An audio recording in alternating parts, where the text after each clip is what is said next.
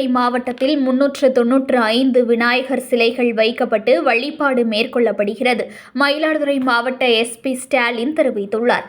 மயிலாடுதுறை மாவட்டம் சீர்காழி அருகே சட்டநாதபுரம் ஒப்பனாற்றில் விநாயகர் சதுர்த்தி விழாவிற்காக வைக்கப்படும் விநாயகர் சிலைகள் ஊர்வலமாக எடுத்து வந்து ஆண்டுதோறும் கரைக்கப்படுவது வழக்கம். இந்த ஆண்டு ஒப்பனாற்று கரையில் விநாயகர் சிலைகள் கரைக்கப்படும் இடத்தை மயிலாடுதுறை மாவட்ட கண்காணிப்பாளர் ஸ்டாலின் பார்வையிட்டு ஆய்வு செய்தார்.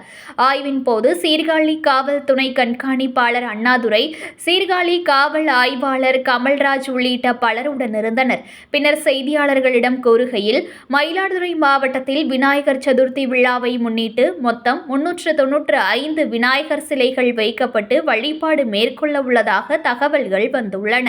இதில் மயிலாடுதுறை உட்கோட்டத்தில் 203 விநாயகர் சிலையும், சீர்காழி உட்கோட்டத்தில் 192 விநாயகர் சிலைகளும் வைக்கப்படுகின்றன. விநாயகர் சதுர்த்தி விழாவை முன்னிட்டு வைக்கப்படும் சிலைகள் வரும் 27, 28 ஆகிய தேதிகளில் நீர்நிலைகளில் கரைக்கப்படுகின்றன. மீதமுள்ள விநாயகர் சிலைகள் 29ஆம் தேதி முழுமையாக கரைக்க நடவடிக்கை எடுக்கப்பட்டுள்ளது. விநாயகர் சிலை வைப்பதற்கு தேவையான வழிமுறைகள் தெரிவிக்கப்பட்டுள்ளது. மேலும் விநாயகர் சிலை வைக்கப்படும் இடங்களில் பாதுகாப்பு ஏற்பாடுகள் செய்யப்பட்டுள்ளன.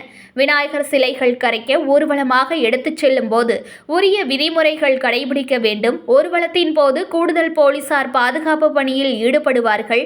சீர்காழி உப்பனாற்றில் விநாயகர் சிலைகள் கரைக்கப்படும் இடத்தில் போதிய மின்விளக்கு வசதிகள், தூய்மை பணிகள் செய்ய நடவடிக்கை எடுக்கப்பட்டுள்ளது என்றார். அவங்களுக்கு எல்லாமே தனித்தனியாக மீட்டிங் போட்டு சீர்காழி உட்கோட்டத்தில் சீர்காழி டிஎஸ்பி பண்ணியிருக்காரு, அங்கே மயிலாடுதுறை உட்கோட்டத்தில் மயிலாடுதுறை டிஎஸ்பி பண்ணியிருக்காரு. அதே போல் மாவட்ட அளவிலும் ஒரு மீட்டிங் நாங்கள் கண்டக்ட் பண்ண போகிறோம்.